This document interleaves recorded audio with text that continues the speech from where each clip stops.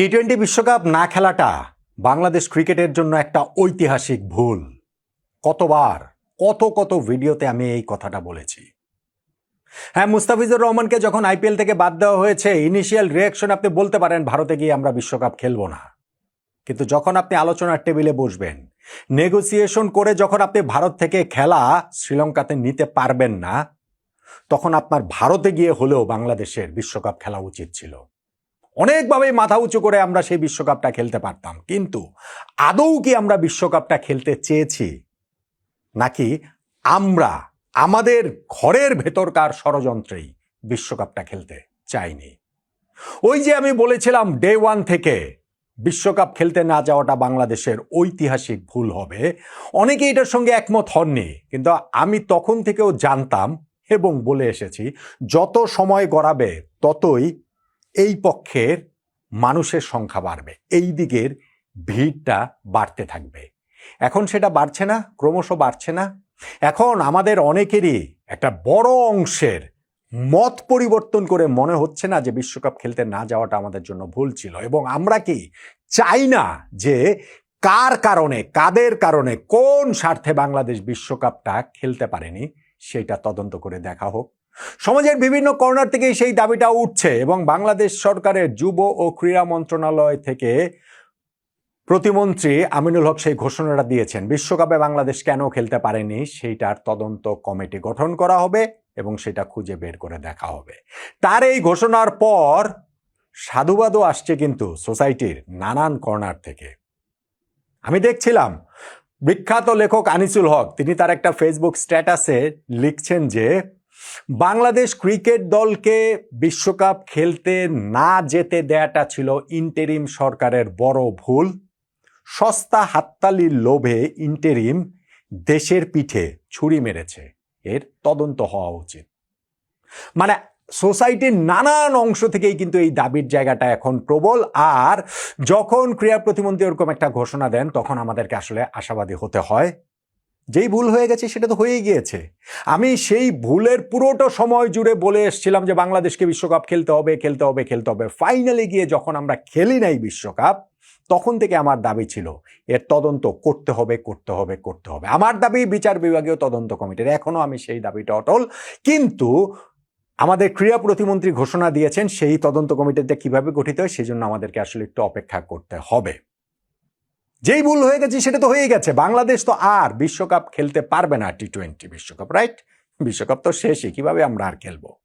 কিন্তু যদি এই তদন্ত করে প্রকৃত দোষী যারা আছে তাদেরকে খুঁজে বের করা হয়, চিহ্নিত করা হয়, শাস্তি দেওয়া হয়, তাহলে বাংলাদেশ ক্রিকেট নিয়ে আর কেউ কখনো এইরকম কাজ করতে পারবে না। এইরকম ভাবে আমাদের ক্রিকেট আবেগটাকে কেউ জিম্মি করতে পারবে না।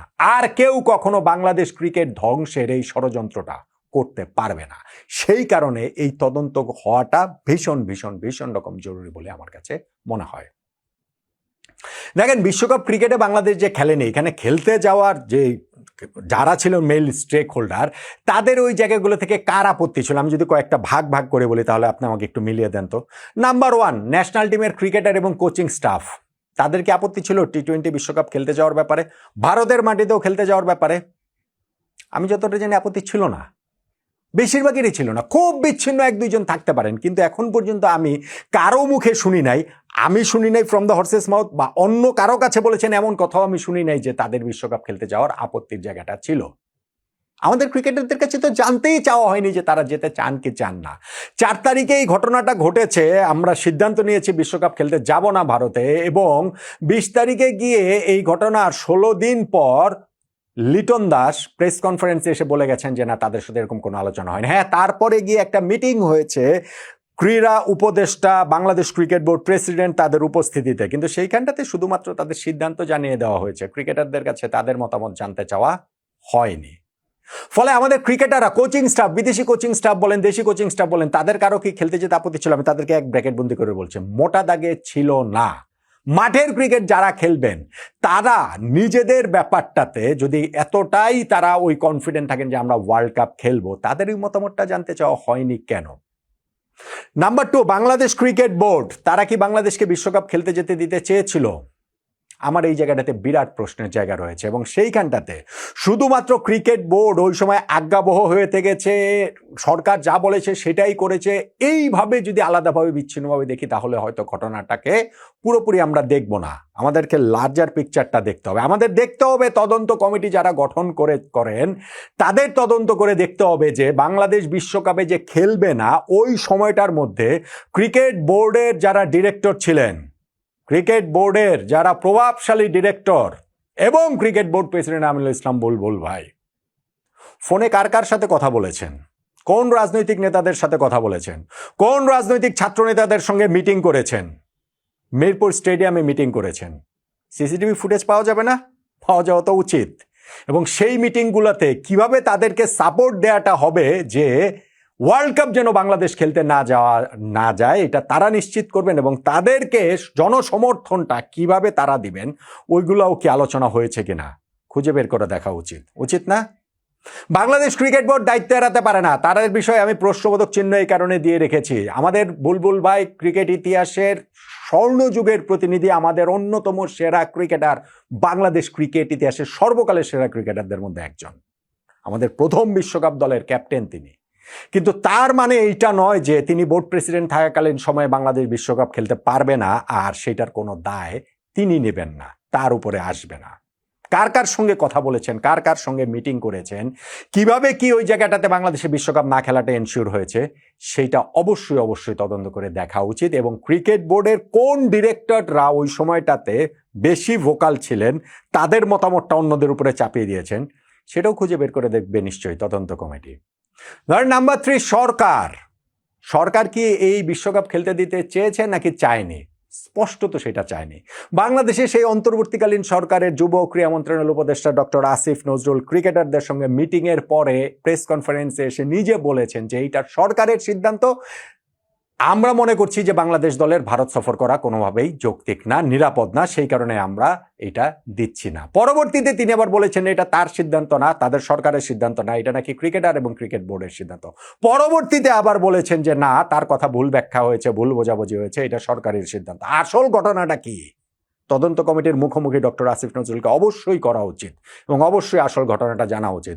অবশ্যই এখানে 12ই ফেব্রুয়ারি যে নির্বাচন ছিল সেই নির্বাচনকে কেন্দ্র করে অন্য কোনো কি ছক কাটা হচ্ছিল কিনা, বাংলাদেশের ক্রিকেট খেলাটাকে ধ্বংস করার ছক কি কাটা হচ্ছিল কিনা রাজনৈতিক স্বার্থসিদ্ধির জন্য, সেগুলো অবশ্যই তদন্ত করে দেখা উচিত। পাকিস্তান সরকারের সঙ্গে বাংলাদেশ সরকারি পর্যায়ে কি আলোচনা হয়েছে এই বিশ্বকাপ ক্রিকেটে খেলা না খেলা নিয়ে, পাকিস্তান বোর্ডের সঙ্গে বাংলাদেশ বোর্ডের কি যোগাযোগটা হয়েছে, Bangladesh cricket board president Aminul Islam বুলবুলকে যে আমন্ত্রণ জানিয়ে কাইট ডিপ্লোমেসির জন্য নিয়ে যাওয়া হলো এবং সেইখানটাতে ভারতের বিপক্ষে পাকিস্তানকে ম্যাচ খেলাতে তিনি রাজি করিয়ে ফেললেন, কিন্তু বাংলাদেশ বিশ্বকাপে ম্যাচ খেলবে সেইটা তিনি রাজি করাতে পারেন নাই। আমাদের সরকারকেও পারেন নাই, আইসিসিকেও পারেন নাই, পিসিবিকেও পারেন নাই, বিসিসিআইকেও পারেন নাই, কাউকে তিনি পারেন নাই।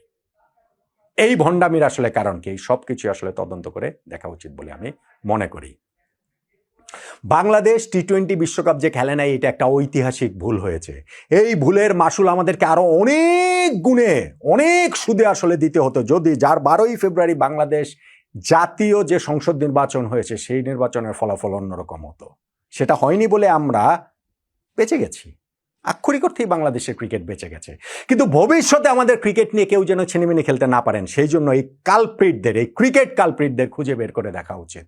অবশ্যই তদন্ত করে ওই কালপ্রিটদের খুঁজে বের করতে হবে, বাংলাদেশ ক্রিকেটকে এই কালপ্রিট মুক্ত করতে হবে। কেন এবং কাদের কারণে আমরা বিশ্বকাপ খেলতে পারি নাই, এই দাবিটা সমাজের সব জায়গা থেকে অনেক জোরালোভাবে এখন আরও ওঠা উচিত, ভবিষ্যতে যেন আমরা এই ভুলের পুনরাবৃত্তি না করি।